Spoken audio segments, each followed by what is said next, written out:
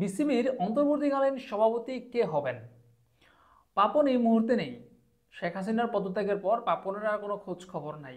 তিনি খাতা কলমে বিসিবির সভাপতি হিসাবে আছেন, কিন্তু বাস্তবিক অর্থে বা আক্ষরিক অর্থে তিনি এখন আর বিসিবিতে আসছেন না। যার কারণে এই জায়গাতে স্বাভাবিকভাবেই নতুন একজন লোক নিয়োগ করা প্রয়োজন। যেহেতু পাপন এখানে আসছেন না, তো স্বাভাবিকভাবেই এই শূন্য স্থানটা তো আসলে থাকতে পারে না। বিসিবির মতো একটা প্রতিষ্ঠানের মধ্যে যদি বিসিবি প্রধান না থাকে, সেটা তো আসলে অসম্ভব। তো এই জায়গাতে একজন নতুন লোক প্রয়োজন, আর সেটা কিভাবে করা যায় তার জন্য সংশ্লিষ্ট যারা রয়েছে তাদেরকে নির্দেশ দিয়েছেন নতুন ক্রীড়া উপদেষ্টা আসিফ মাহমুদ সজীব। আজকে তার প্রথম কার্যদিবস ছিল, এবং এই কার্যদিবসেই তিনি এই কাজটা করেছেন। বিসিবিতে যারা রয়েছে তাদেরকে তিনি এই দায়িত্বটা দিয়েছেন, মানে তাদেরকে তিনি এই নির্দেশটা দিয়েছেন যে আইসিসির গঠনতন্ত্র মেনে কিভাবে এই কাজটা করা যায় সেটার জন্য যেন তারা চেষ্টা করে। এখন প্রশ্ন হচ্ছে, এই জায়গাতে কে আসতে পারে?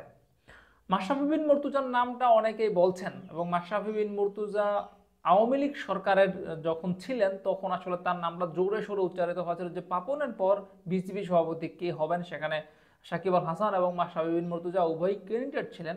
তবে যদি আপনি আহ, নেতৃত্বের দিক থেকে বলেন, সেক্ষেত্রে মাশরাফির চেয়ে যোগ্য কেউ নেই, মানে সাকিব এবং মাশরাফির মধ্যে যদি আপনি তুলনা করেন। কিন্তু এখন সময়টা পাল্টেছে। এই মুহূর্তে মাশরাফি বিন মুর্তজা যদিও দেশেই আছেন, অন্যান্য রাজনীতিবিদদের মতো তিনি পালাননি, তিনি দেশে রয়েছেন, কিন্তু তিনি তো ক্ষমতায় নাই। আর মাশরাফি বিন মুর্তজাকে বিসিবি সভাপতি হিসাবে নিয়োগ করা হবে কিনা সেটা নিয়েও বড় রকম একটা প্রশ্ন রয়েছে।